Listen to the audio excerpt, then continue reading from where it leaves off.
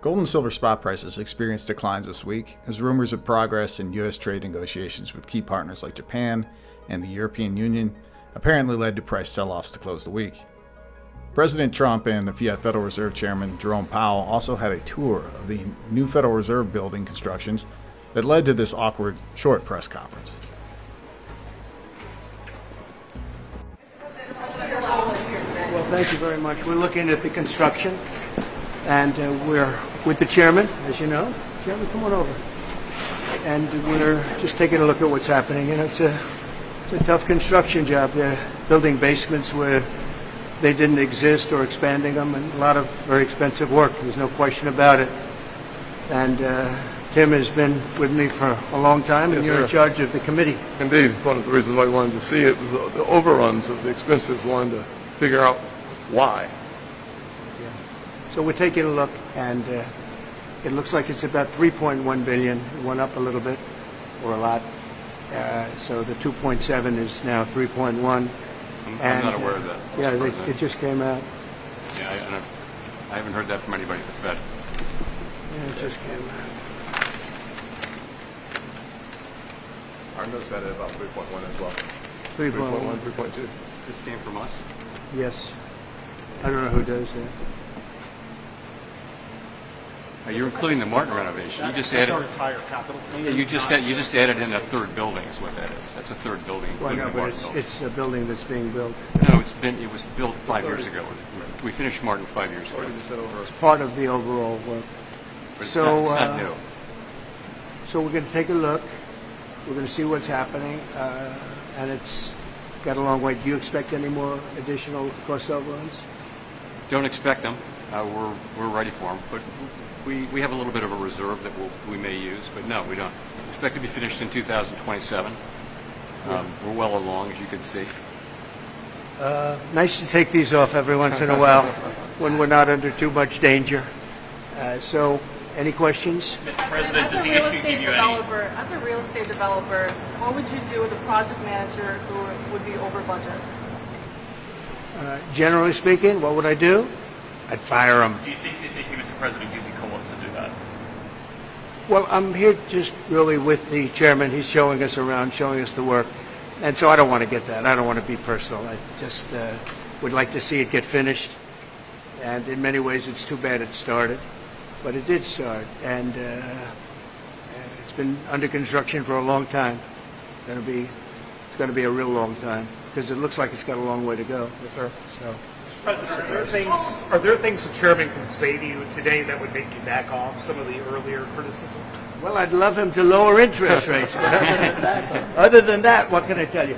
The country is doing really well. I just briefed the chairman of the deal with Japan. Japan is putting up $550 billion in order to lower their tariffs a little bit. That way they have a little bit lower tariff. And they also opened their country to free trade, which nobody thought was even a possibility. And we get a zero tariff in the free trade. We don't pay tariffs, and they're going to pay 15% on everything they send into our country. So it's great.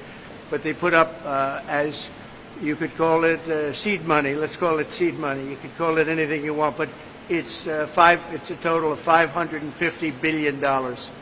So nobody thought any of that was possible, and it's wonderful. And we're doing pretty well with the European Union, likewise. And we have some others. They're all really big, and our country's going to make a lot of money. We would be helped if interest rates would come down, but we're going to see how the board rules on that soon. I'd love to see them come down a lot. But we have a country that's thriving. We had a country 1 year ago. Today we have the hottest country anywhere in the world. And we'll get this one finished. Mr. President, Thank you. Jerome Powell announced gold.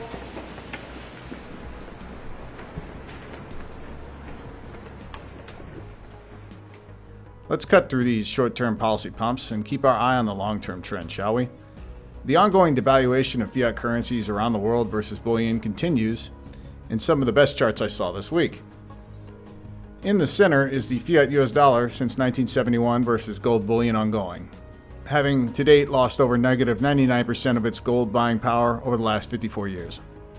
The same can be said for the fiat Australian dollar top left, fiat Canadian dollar top center, fiat euro, fiat British pound, and even more so for the Fiat Indian Rupee and Fiat Chinese Yuan, rounding down to nearly negative 100% losses versus gold bullion since 1971.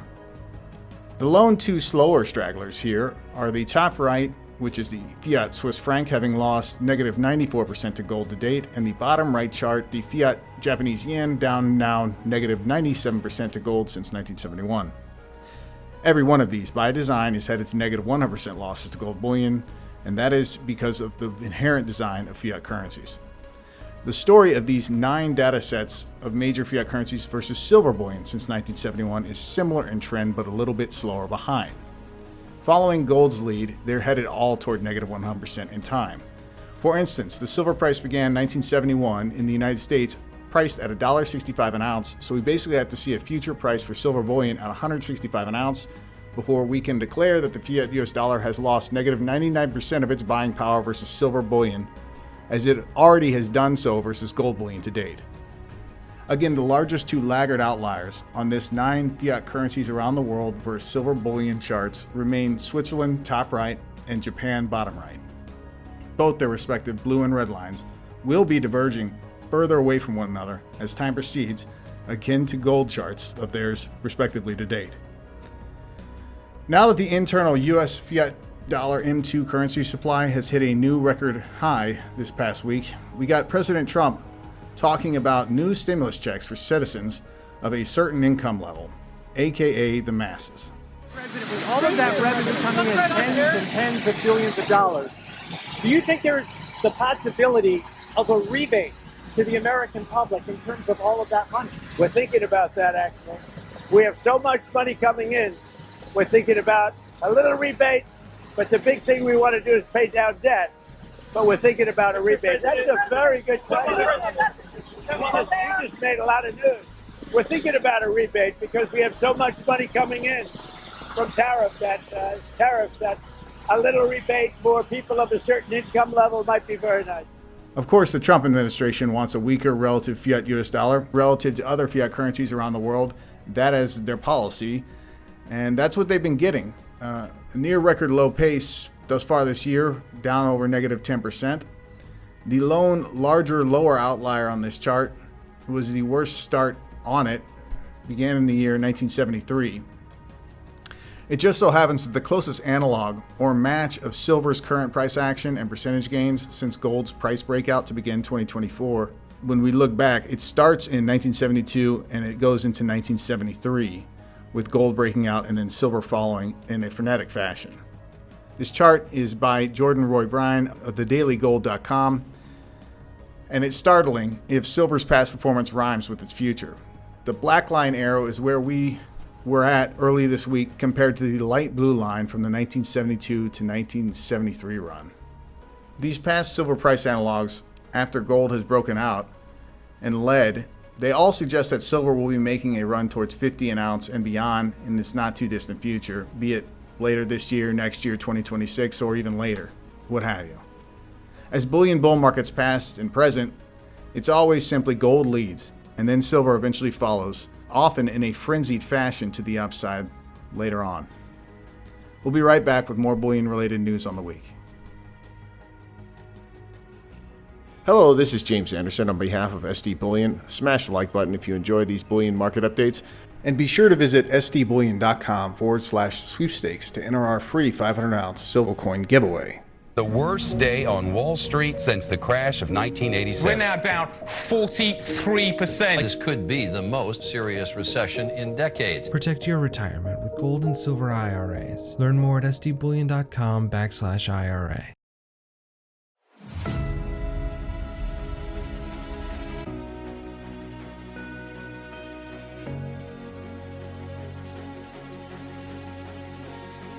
The spot silver and gold markets were up and then down this week. The spot silver price made a run at $39.50 an ounce, only to sell off today, closing the week at $38.17 an ounce bid. The spot gold price had a $100 an ounce sell-off over the last few days of trading to close this week at $3,338 an ounce bid. The spot gold silver ratio fell and then rose to close again at 87. In another further sign in the lack of trust central banks have in storing gold reserves offshore, the Central Bank of Serbia is taking delivery of its lone remaining 10% of gold reserves currently held offshore in Switzerland. Russia has recently announced plans to launch its own gold exchange in St. Petersburg, with the acronym the SPYMEX, with aims to reduce reliance on London's LBMA bullion benchmark pricing, which we have repeatedly pointed out here is waning in global confidence amongst major gold bullion markets like those largest in both India and China. It's no surprise, being one of the world's largest miners of gold, platinum, and palladium, to see Russia exporting more and more bullion to the Chinese market year after year. Even the blue-colored segments, representing Russian silver ore and concentrate exports to China, have also been growing, unsurprisingly. Platinum imports into China through last month, June, for now 3 months in a row, are coming in at substantially high levels. Maria Cernova of Sprott reminded the world this week of the fundamental drivers likely to lead silver into a good second half for this year, 2025. With both silver supply and mine production levels still down from 2016 levels, silver supply deficits for the 5th year in a row are mainly currently being driven by silver's industrial demand, up over 51% since a decade ago. The most volatile wildcard for silver demand is almost always silver investment demand. I look for more silver investment demand to come as silver inevitably begins outperforming U.S. stock market gains, specifically since the COVID 2020 stock bull began. Interestingly, in her past gold-silver bull analogs, she left the 1972 to 1973 data out of her set, which, as we mentioned near the start of this week's Bullion market update, is the current past silver price analog, mostly reflecting silver's current post-2024 run to now. Finally, to close with a condensed clip revolving around our ongoing sleepwalk back into a gold-backed world order. I was pleased to see former Bloomberg Intelligence gold market analyst Ken Hoffman appear on the Daniela Cambone show this week. He hammers home many points we made, not merely this week, but for years running on this channel. Have a look and listen to what he had to say. For listeners to understand, forget all the noise you hear in the podcast and people saying, whatever they want about the U.S. economy. Just watch one thing besides gold, and that's the DXY. DXY is the dollar-weighted trade index. That shows you the health in the United States and what the rest of the world thinks of the U.S. So where do we stand now? Last time we met, gold was $1,650, and I watched my own talk with you from almost 5 years ago. Gold was $1,650, and I said there's a trend called de-dollarization, where the rest of the world is going to start using less and less dollars. That's going to cause the dollar to sort of, people to put money into gold. Now we fast forward 5 years. Here's a couple facts. The U.S. has slipped in central bank holding. It's about 55 to 60% of central bank holdings is in dollars. And gold is the number 2 holding in central banks. It's almost 20% of central bank holdings. Now we bring in Trump. And Trump is as big of a deal to the global economy as all those other major events I spoke about. Why? He wants to end all of what the U.S. has done over the past 100 years. He wants to pull the U.S. away from fair and free trade. He's using tariffs as a weapon. At the same time, what he's doing is you're running ever-increasing deficits. So there's no one out there to buy the debt that you're doing. And I think where this all lands at the end of the day is, if I wanted to destroy the dollar, I could not do a better job than this U.S. government is doing. And so what that is going to lead is the rest of the world saying, wait a minute, the U.S. is no longer our friend. We don't want to trade with you anymore. You don't want to trade with us. So we're going to use less and less dollars. The dollar and the DXY will continue. It's already down 10, 12% this year. It will continue to fall. I think it could fall 30 to 50% over the next few years. It's around a 9% decline in the DXY. It's around a 3x increase in gold. Gold's up around 28, 29% this year. I think that continues. So I think the fall of the dollar, the need for an alternative currency and a currency that the U.S. can't attack. If everybody goes into euros, the U.S. will attack Europe. If everybody goes into Japanese yen, the U.S. will attack Japan. If everybody goes into gold, there's no one to attack. And that's why central banks love gold. That's why they're piling into it. And therefore, all of those things are supercharged at this moment in time. And so that's why I think you're going to see gold not go, I think midterm 5,000 is a fairly easy target, but 10,000 plus, we're going to get into the area where we're going to have to find a new normal because the world is almost going back to a gold standard in a certain way. So 10,000 plus within which time frame, Ken? Probably within the next 3 to 4 years. I mean, because I don't Wow. think, I don't think the U.S. is going to stop doing what it's doing. I don't think, I Right. think there was this thing, oh, the U.S. is going to have some tariffs and then we're going to go back to normal. It's not the U.S.'s way. What you're going to see is using trade as a weapon will continue. Deficits will continue. All of those things are sort of set. I mean, look at Brazil. The U.S. has a trade surplus with Brazil, so we slap a 50% tariff on them because we don't like some of their local policies. I think this new weaponization of tariffs, where you can just sort of say whatever you want, throw that tariff on, the rest of the world is going to say, I don't want to deal with a country that acts like this. And so they're going to be like, US, take your sandbox and go away. We're going to do this. And you're actually starting to see a lot of the other countries in the world sort of saying, how do we work in a world where the US is minimized? And if that's the case, we're going to need a currency. And they've already decided that currency is gold. Because I often get asked, well, what happens when the central banks, particularly China, slow down and stop buying gold? We know that much of this gold rally was fueled by the uptick in central bank buying, the historic level of central bank buying of gold. Do you see a slowdown in the future, Ken? No, I think it speeds up. Again, central banks have to hold currencies. That's what they do. And you've seen actually in what we talked about last time, 2000, around 73% of the world traded dollars. That number has dropped to, last year was around 53%, and will fall into the 40-something% range this year because of the tariffs. Again, if I don't have to hold dollars, I need to hold something else. And even if you took, if you go from 53, 54% to about 42, 43%, about a 10% move, that's $1 trillion US that needs to be reallocated. And right now, the lion's share of that reallocation is going towards gold. And that's why you're seeing this huge move in gold prices. And again, I don't think that stops. I think you're going through this, almost once in 50-year change in the entire global trade system. And that's what we're seeing right now. And that's why gold is exploding. And I don't think it stops here. I think we're in inning 1 or 2. It doesn't end until probably this administration leaves. And then even then, I don't think the rest of the world will trust the U.S. for a really, really long time. That's the big picture at play for both gold and then silver. For those acquiring silver bullion on price dips, be sure to check out www.sdbullion.com/deals this weekend. There are constitutional US 90% silver coins on sale at spot while supplies last. That will be all for this week's SD Bullion Market Update. And as always, to you out there, take good care of yourselves and those you love.